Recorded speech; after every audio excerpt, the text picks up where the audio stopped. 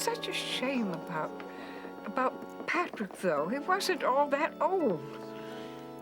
And now, poor Rebecca and Kevin, they've got nobody. Well, they have us.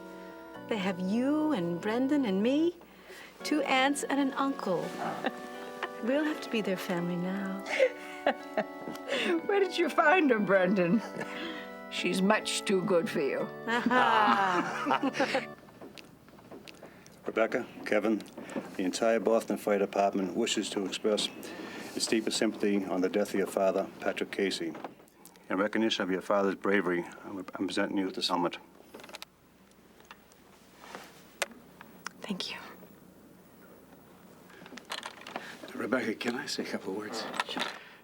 Your father was a special friend to me. I'm going to miss the pleasure of his company. He probably never told you this, but he saved my neck more than once. I want you to know, Rebecca, Kevin, if you ever need anything, and I mean anything, please call on me. God bless. Matt, it's good to see you. Sandy called me. I'm really sorry about your father. Thanks for coming. How are you? Fine. How's life in San Francisco? School's tough, but I like it. That's good. Are you going back or staying? Or... I don't know. At this point, I just don't know. Listen, I can't stay. I just came by for a second to pay my respects. Thanks for Take coming. care, Becky. Thank you, Matt. Bye.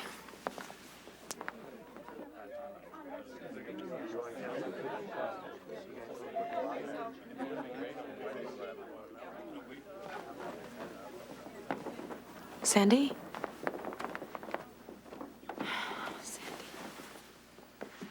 Sandy, where have you been? I've been worried about you. Been calling and calling. Sorry, I haven't been home. What is it? Did Jack hit you again? No, we talked. He's promised never to do it again. You mean you're going back to him? I guess so. Real sorry to hear about your dad. Thanks, Jack. Let's go. I'll call you.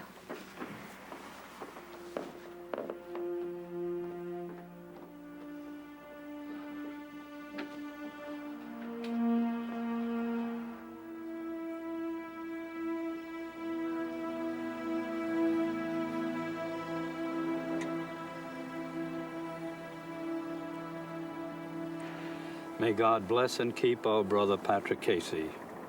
Amen.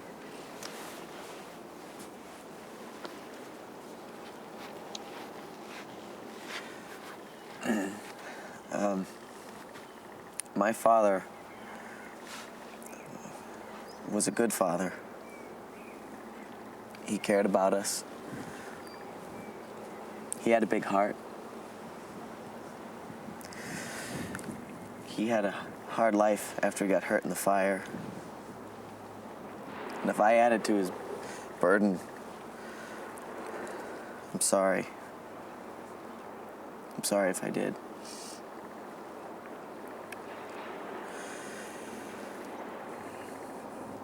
I'm gonna miss him.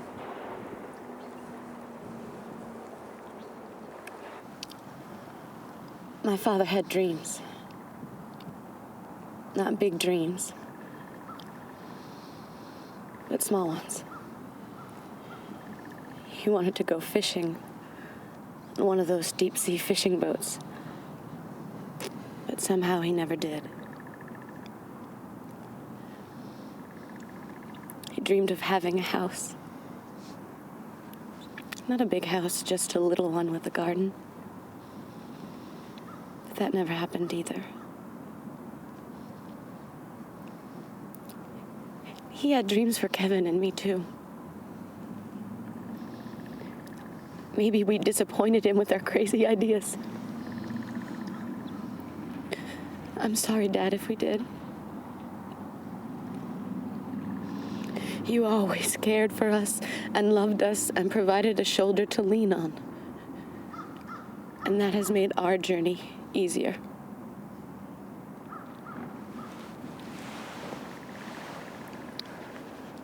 hope you find your dreams now. Maybe fishing. Or working in the garden with Mom. Bye, Dad.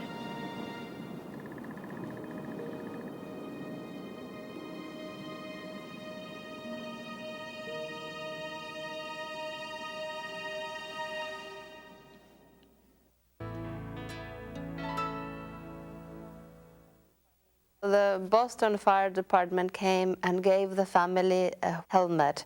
Rebecca, Kevin, the entire Boston Fire Department wishes to express its deepest sympathy on the death of your father, Patrick Casey. In recognition of your father's bravery, I'm presenting you this helmet. Thank you. Sandy looks terrible. I can't believe she's still with Jack. What is it? Did Jack hit you again? No, no, we talked. He's promised never to do it again. You mean you're going back to him? I guess so. Real sorry to hear about your dad. Thanks, Jack.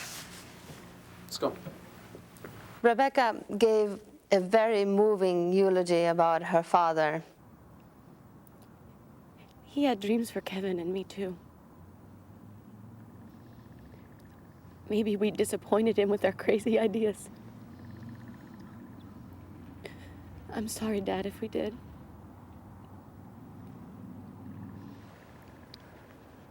I hope you find your dreams now. This episode reminds me a lot of my own experience. My father died, my parents actually died when I was young. And we didn't want to have a big elaborate funeral or anything like that, but we did have a wake, and all the friends came, and my parents, they were a lot of fun, and they had a very good time in their lives, and I think they would have wanted that. It was very sad, but people were together, it was very warm, everybody had food and drink. And This is at the wake? At the wake, yes. What's a wake?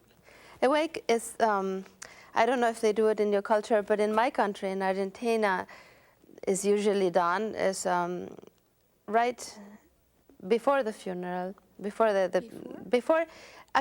you go to bury the person.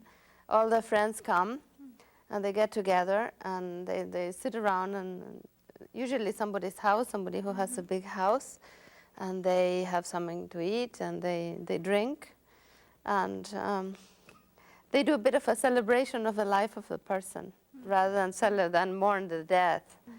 They're sad, but they want to celebrate life. I got a phone call from my family back in Mexico telling me that my father had died. I cannot find words to tell you how I felt. I felt like I was a little kid, and I felt very guilty. I felt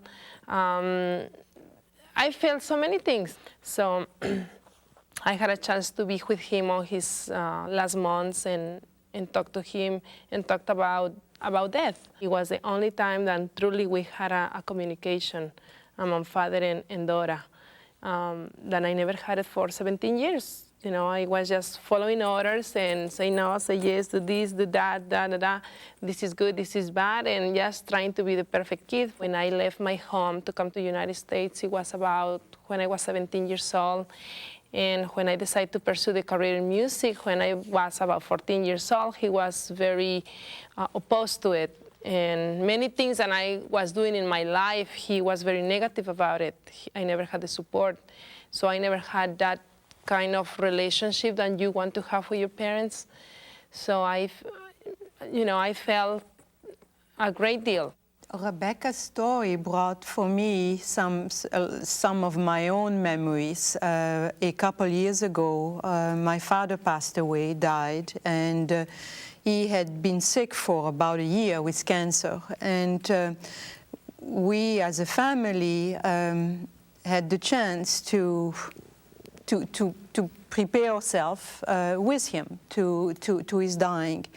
And unlike Rebecca, for us it was a longer process because my father was sick for a year, and also he did not die in the hospital, but he died at home. And we were very fortunate because the day that he died, we were all there. So it was similar but different in terms of an experience. You know, Olga, it happened to me too about 2 years ago. My father died. And it was a very difficult moment for us. He died at home. At the very beginning, we had no tears. But as it happened to Kevin and Rebecca, at the beginning, all those emotions that you have deep inside, you are so reserved. You don't want to let them out. You don't want people to truly to see how you feel. And it was not, seriously, not until I came back that I had tears.